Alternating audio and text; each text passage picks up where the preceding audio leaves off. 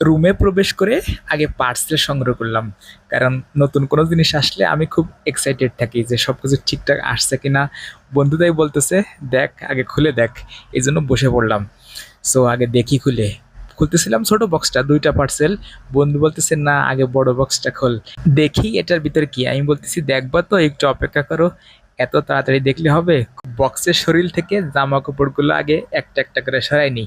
বেশ ভালো প্রোটেকশন দিয়ে আসে পার্সেলগুলো, এই জন্য খুব ভালো লাগে।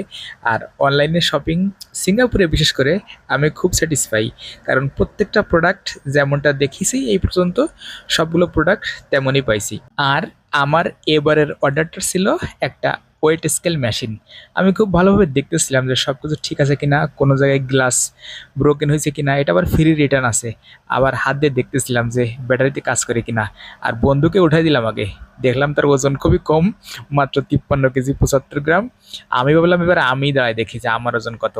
আমি আগে 70-75 ছিলাম, তবে এখন ডায়েটিং করি, কিছুটা কন্ট্রোলে আছি, এই জন্য 68.25, বেশ ভালো। আর এই ওয়েট গেইন মেশিনের সাথে এই গ্রাইন্ডারটা অর্ডার দিছিলাম, মানে এটাতে আদা রসুন পেস্ট করতে হয়।